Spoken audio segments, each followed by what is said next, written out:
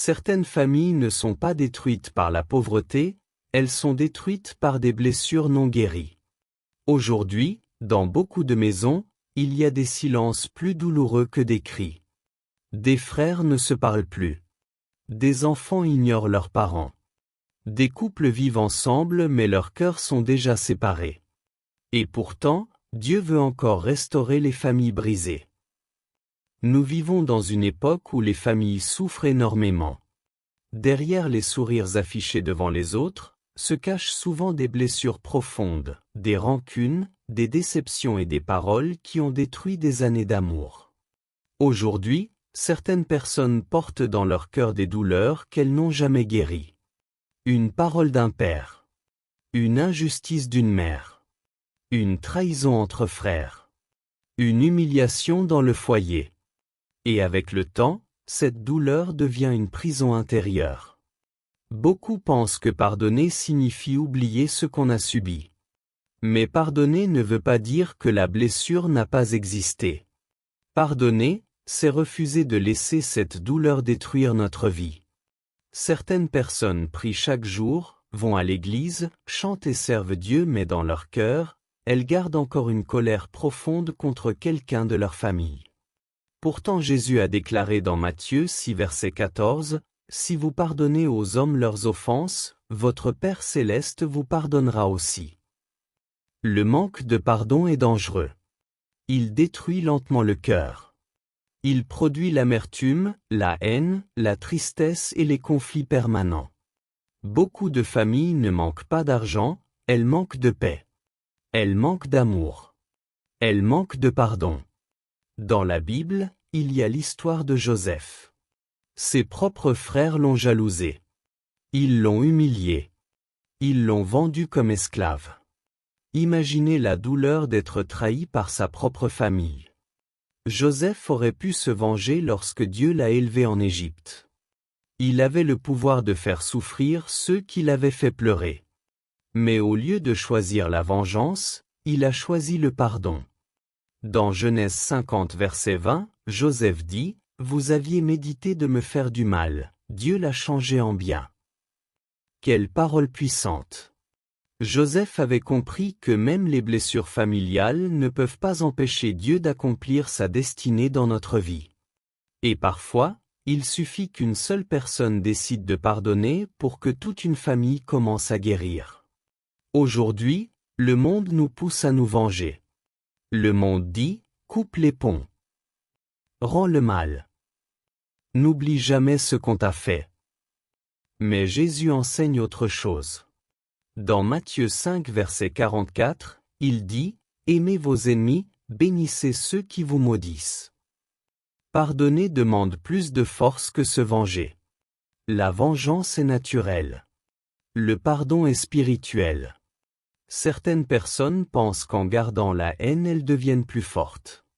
Mais en réalité, elles restent prisonnières de leur douleur. Tant que tu refuses de pardonner, la blessure continue de contrôler ton cœur. Le pardon ne libère pas seulement l'autre personne, il te libère toi-même. La Bible montre aussi l'histoire du fils prodigue. Ce jeune homme avait quitté la maison de son père. Il avait gaspillé son héritage et humilié sa famille. Mais lorsqu'il revient brisé, son père court vers lui. Il ne lui ferme pas la porte. Il ne lui rappelle pas toutes ses erreurs. Il le serre dans ses bras avec amour. Voilà le cœur de Dieu. Un Dieu qui restaure. Un Dieu qui pardonne. Un Dieu qui accueille encore ceux qui reviennent vers lui. Aujourd'hui, beaucoup de familles ont simplement besoin d'un appel téléphonique, d'une discussion sincère, d'un pardon véritable. Parfois, un simple « pardonne-moi » peut guérir des années de souffrance. Un simple « je t'aime » peut ramener la paix dans une maison. Le diable aime les familles divisées. Car lorsqu'une maison est remplie de rancune, les enfants souffrent, la paix disparaît et l'amour refroidit. Jésus a dit dans Luc 11 verset 17, « Toute maison divisée contre elle-même tombe en ruine. » Satan sait qu'une famille unie devient forte. Voilà pourquoi il attaque autant les relations familiales.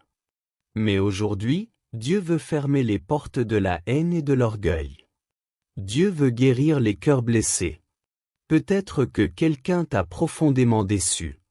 Peut-être qu'un membre de ta famille t'a abandonné ou humilié. La douleur est réelle.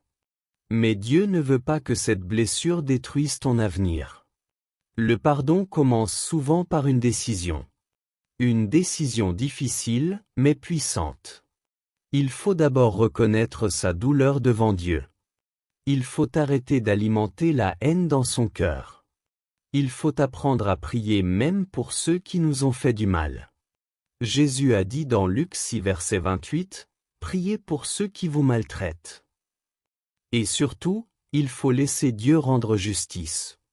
Dans Romains 12 verset 19, il est écrit, « À moi la vengeance, à moi la rétribution, dit le Seigneur. » Dieu sait défendre ses enfants mieux que nous.